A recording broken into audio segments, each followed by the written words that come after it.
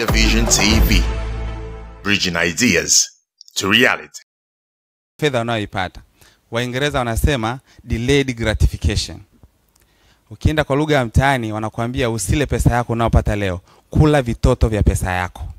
Ile pesa unayopata leo ndio imekuja kwako kama mbegu, usile ile, uje ule vitoto vya ile pesa. Ndio wanasema kujizuia, kujifurahisha mapema kwa kile unachokipata. Kwa unayoipata lazima kwanza uhakikishe kwamba unafikiria ninaitumiaje. Usitumie wewe wa kwanza, wekeza au fanya kingine chochote, lakini itakavozaa pesa nyingine ndio uitumie wewe. Lakini swala la pili la kuzingatia ni kudhibiti matumizi kwa kuzingatia na kuweka akiba na kuangalia always kiwango cha utajiri wako.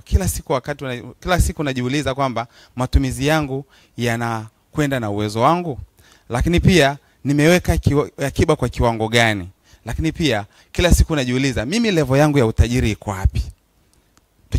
Tukikusimamisha leo kwamba wewe utajiri wako ni kiasi gani, uweze kuuhesabu. Nimewekeza sehemu fulani na kuangalia always kiwango cha nimewekeza sehemu fulani, lakini pia nina uwekezaji pia kwenye aina fulani ya asset, au nina benki kiasi fulani hiki, au kwenye hisa nimewekeza hiki na mambo kama hayo. Zingatia kila siku kujiuliza nimefanya nini. Lakini swala la tatu, wekeza kwenye mambo machache.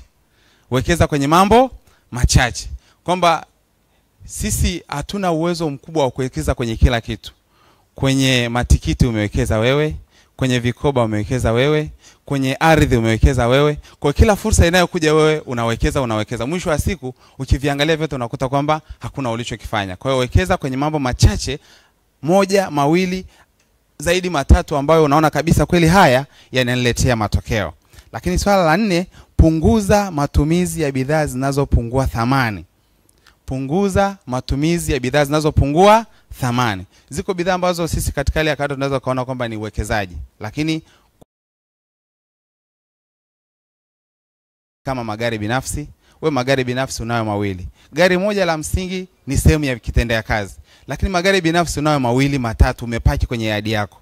Unayafanyia nini? Kwa hiyo punguza matumizi ya vitu ambavyo vinapungua thamani, kwa sababu baada ya miaka 5 thamani ya gari ulilonunua leo sio ile tena ulionunulia. Lakini pia nguo, unazo nguo za kutosha. Kuna nguo chache za msingi. Sasa hapa naongea na kina mama, msinipige mawe. Halo.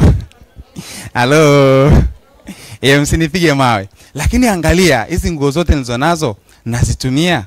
Kuna watu mwisho wa mwaka ukifika, na juzi tulikuwa kwa Kwaresma, hongereni kwa mliotoa sadaka.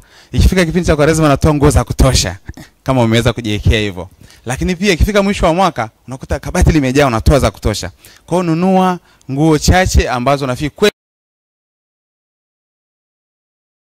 kwamba hizi nitazitumia. Lakini kitu kingine ni kama computers. Nazo ni vitu ambavyo vinapungua thamani. Nunua kompyuta moja ambayo unaitumia, kompyuta zaidi ya moja usiwe nayo, lakini vitu kama hivyo. Lakini pia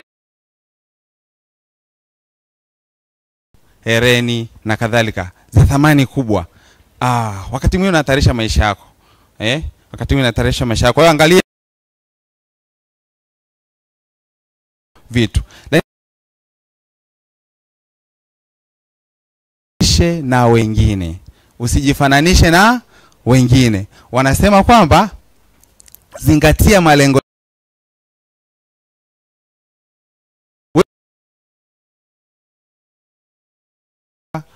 kwenye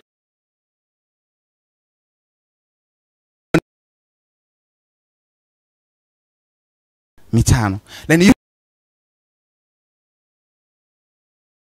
anafanikiwa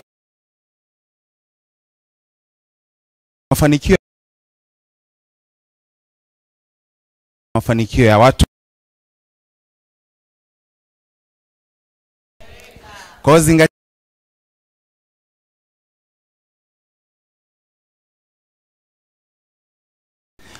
yuko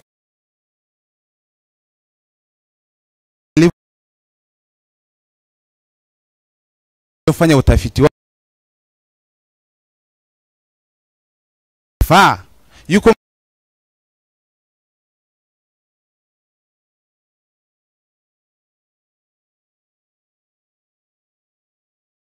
manunuzi ya cheki kwenye shule za primary. Mjomba wako mnakutana nyumbani jioni na amesha kuhakikishia uwekezaji.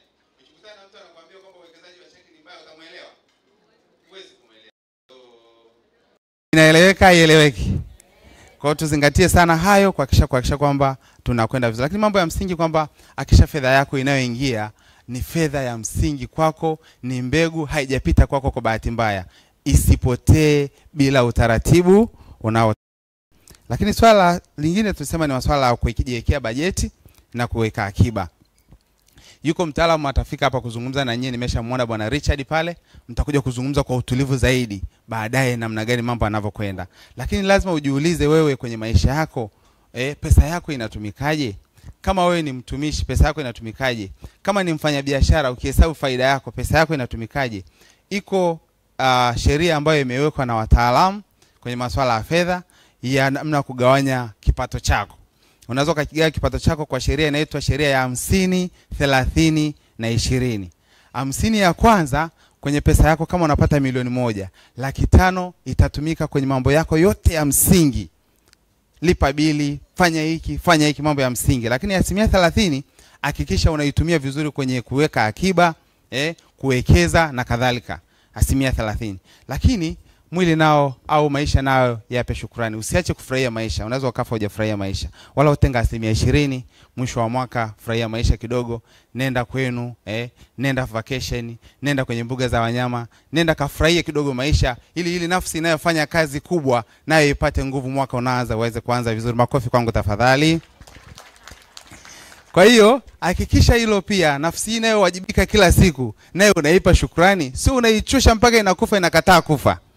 Kwamba hujaridhika, naondoka sijafurahia hii dunia. Hapana, kidogo na ile uendelee kuenjoy, lakini hakikisha unawekeza kwenye sehemu ya mapato yako. Lakini swala la 4 ni swala la uwekezaji. Hapa nitazungumza kwa kina kidogo na muda wangu nakaribia kwenda pia pazuri.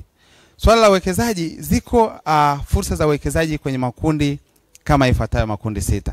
Kundi la kwanza, unaweza ukawekeza, na haya yote yanayozungumza kuanzia sasa baada ya session yangu mpaka kesho mtakuwa mnazungumza, yanakuwa yatajirudia kwenye wote mtakuwa mnasikia, watajirudia kwenye haya. Swala la kwanza, unaweza ukawekeza kwenye hati fungani za serikali. Hizi zinatolewa na Benki Kuu. Elimu baadaye mtapata ya kutosha, mtaona namna gani mnawekeza. Lakini hizi zinakuonyesha sehemu ambazo unaweza ukawekeza pesa yako na ukapata faida na mambo yakaenda vizuri. Kwanza unaweza ukawekeza kwenye hati fungani za serikali, zitaelezwa kwa kina baadaye. Lakini unaweza ukawekeza kwenye dhamana za muda mfupi za serikali pia, ambazo pia zinatolewa na Benki Kuu, mtapata details baadaye. Lakini unaweza ukawekeza pia kwenye hisa. Nimemwona mtaalamu Davis kutoka DSE pale, atawaeleza zaidi pia kuhusiana na masuala ya hisa, mwe na utulivu. Lakini pia unaweza ukawekeza kwenye vipande, units. Hawa ni zile mifuko ya pamoja ya uwekezaji kama UTT, AMIS na mingine, iko ya kutosha sokoni, unaweza kuwekeza huko. Lakini pia unaweza ukawekeza kwenye ardhi. Unaweza ukanunua ardhi, unaweza ukajenga majengo, ukakodisha maofisi na kadhalika. Lakini na 6, unaweza pia ukawekeza kwenye biashara yako binafsi kama ambavyo wengi hapa tumefanya. Kwa hiyo chagua ni moja kati ya haya, ni lipi ambalo linakuwezesha wewe kwenda vizuri zaidi na unaona una uwezo nalo, unalielewa, wekeza kwenye hilo. Nizungumze kidogo kuhusiana na hisa ambayo naamini baadaye mtapata uelewa mpana. Tunapozungumza hisa tunamaanisha nini? Tunamaanisha ni umiliki ulionao katika biashara au katika kampuni. Ziko njia mbili za kumiliki kampuni au biashara. Ili wewe umiliki kampuni au biashara, unaweza kawekeza kwa kuanzisha biashara yako mwenyewe kama ambavyo wengi tumeshafanya hapa. Lakini unaweza kumiliki pia biashara au kampuni kwa kupitia kununua hisa kwenye kampuni ambazo tayari zimeshaanzishwa, na hilo litaelezwa vizuri sana na mtaalamu kutoka DSE, mtamuona baadaye. Lakini pia kiwango cha umiliki au idadi ya hisa ndio kinachoonyesha una hisa ngapi, ndio inaonyesha kwamba wewe unamiliki hiyo biashara kwa kiasi au kwa kiwango gani. Lakini pia tukumbuke pia hisa ni uwekezaji wa muda mrefu. Kwa hiyo na tunakumbusha kwamba hisa ni umiliki wa biashara na sio kipande cha karatasi. Ninaenda haraka sana? Speed nzuri Okay. Lakini nielekeze kidogo tena faida za na changamoto za hisa. Na ni kama nilivyotangulia kusema, mtaelezwa kwa undani baadaye. Lakini faida za kumiliki hisa ni ongezeko la thamani. Ulinunua hisa ikiwa na shilingi 200, baada ya muda inakuwa 500, 700, 1000 na kadhalika, imeongezeka thamani. Lakini gawio pia, kama wewe ni mwekezaji kupitia hisa, unaweza pia ukapata gawio kila mwisho wa mwaka kulingana na sera ya kampuni, mtapata gawio kwenye kile ulichokiwekeza. Lakini pia kupata mtaji, unaweza kupata pia mtaji kwa kutumia hisa zako. Lakini pia kumiliki, utamiliki kampuni au biashara pia kwa kupitia hisa ambazo umenunua. Na ni kivutio cha kodi pia. Ukitaka pia kulipa kodi ndogo unaweza ukawekeza kupitia hisa. Wakati wengine wanalipa kodi kubwa za asilimia 10, 25, 30 na kadhalika kulingana na sera ya kodi na kulingana na sera ya biashara. Nyinyi ni wafanya biashara hapa, kama mnalipa kodi mnajua. Wewe utalipa 5%. Lakini pia ni dhamana ya mkopo. Kwa hiyo kama unamiliki hisa za kampuni fulani, unaweza kutumia hisa zile zile kwenda kuweka dhamana ya mkopo na ukapata mkopo kutoka kwenye taasisi ya kifedha. Lakini pia ni bei nafuu. Hisa ni bei nafuu sana. Ziko hisa za shilingi 250, 300, 700 kulingana na kampuni ambayo amechagua. Davis kutoka DSE atawapitisha baadaye vizuri sana kwenye hilo. Lakini pia faida nyingine pia ni inagawanyika. Hisa zinagawanyika lakini pia hazionekani. Mimi kama ninamiliki hisa 500,000 CRDB, nikikaa hapa kwa mnaweza mkaelewa. Lakini ukija kwenye biashara yangu mkiangalia ilivyo kubwa na nini, ni rahisi kuelewa kwamba mtu anafananaje. Lakini wako wawekezaji na wawekezaji wakubwa kwenye dunia hii, matajiri wakubwa kwenye dunia hii, uwekezaji wao ni kwenye hisa. Kwa hiyo mtapata elimu zaidi baadaye kuhusiana na hisa. Ziko changamoto chache kwenye masuala ya hisa. Hasara kama bei inakuwa ndogo. Ndio maana unatakiwa kupata mshauri pia kabla hujaingia huko. Pia elimu ndogo ya masoko ya hisa. Wengi wetu hatuna elimu kwenye masoko ya hisa. Ndio maana DSE wako hapa leo watazungumza na nyewe kwenye masuala masoko ya hisa. Lakini pia kukosa akiba ya kuanzia ni moja ya changamoto. Lakini pia kutojua tofauti ya bei na thamani kwenye unavyotaka kununua hisa ni changamoto, mtaelekezwa baadaye. Lakini pia mwenendo wa kiuchumi pale ambapo inatokea labda anguko la bei kwa maana inflation inasumbua pia. Lakini pia ukwasi, pale ambapo unakuta ukwasi au uwepo wa fedha sokoni ni mdogo, kwa uwezo wa watu kununua hisa unakushuka chini, ni moja ya changamoto. Lakini pia kununua bila kufanya utafiti ni moja ya changamoto ambazo tunaweza tukakutana nazo. Kwa hiyo tutaona zaidi baadaye. Lakini pia yako makampuni yaliyowekeza sokoni ni kama haya hapa. Unachagua ni moja hapo, ni lipi. Yako mengi, nimeweka sehemu ya mfano. Unachagua ni ipi unayotaka kuwekeza. Baada ya kufanya utafiti wako wa kutosha, basi unaenda unawekeza na mambo yanakaa vizuri. Ukiwa umewekeza, unaweza kuwa na utulivu mkubwa. Lakini kwenye masuala ya mifuko ya uwekezaji wa pamoja, kwa Kiingereza wanaita ni Collective Investment Schemes, CIS. Kule ambapo ndiko tunatumia terminology ya vipande kwa maana units. Wewe ziko taratibu za kuingia kule, lakini mtakumbuka mimi na wewe tunazo fedha. Wakati mwingine unasema kwamba nimepata pesa ya kwangu, nataka niwekeze wapi? Wakati unafikiria, basi sehemu ya kuwekeza moja wapo ni kwenye mifuko ya pamoja. Lakini pia hatuna muda labda wa kufanyia kazi ile pesa, tumetingwa na jambo lingine ambalo linatufanya pia tuweze kupata ile pesa, unaweza ukawekeza huku. Lakini pia tunaweza tukimpatia UTT au mwekezaji ambaye alianzisha fund manager, msimamizi wa mfuko wa fedha, yeye ana utaalamu wa kutosha na ni rahisi yeye kuwekeza sehemu mbalimbali kwa niaba yetu. Mtakutana na UTT baadaye, atazungumza zaidi kwenye masuala haya. Lakini pia kutoa fedha wakati wowote, ni rahisi kutoa pesa yako wakati wowote. Ukiwa umewekeza kwenye nyumba, ukipata dharura kwenda kutibiwa nje ya nchi unahitaji milioni 100, kuuza nyumba haraka ni changamoto. Lakini ukiwa na pesa yako iko UTT, unaihamisha tu. Na siku hizi sheria yao ni nzuri, watawaambia baadaye. Kwenye simu unaweza kuhamisha mpaka milioni 5 kwa siku moja, kwa na kesho milioni 5 tena, na kesho kutwa tena.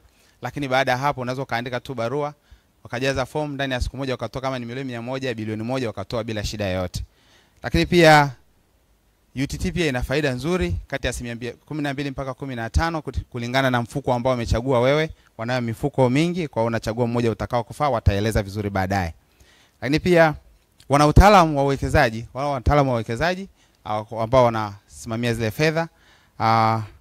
Lakini pia wanatoa gharama zao na sisi tunapata zile faida zetu. Kwa hiyo wewe ukiwekeza kwenye mifuko ya pamoja, nimetumia mfano wa UTT, ziko nyingine sokoni, ni hutaweza kuona kama unapata gharama yoyote kwa sababu wao gharama zao wanazitoa kwa pamoja. Wewe utakachokiona ni faida siku zote kwenye maendeleo yako.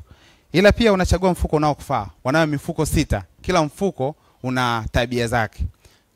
Tabia mfuko mmoja wapo ni mfuko wa ukwasi ambao unaweza ukaweka pesa wakati wowote na ukatoa pesa wakati wowote. Lakini mifuko mingine wataieleza baadaye kwa sababu watakuwepo wenyewe.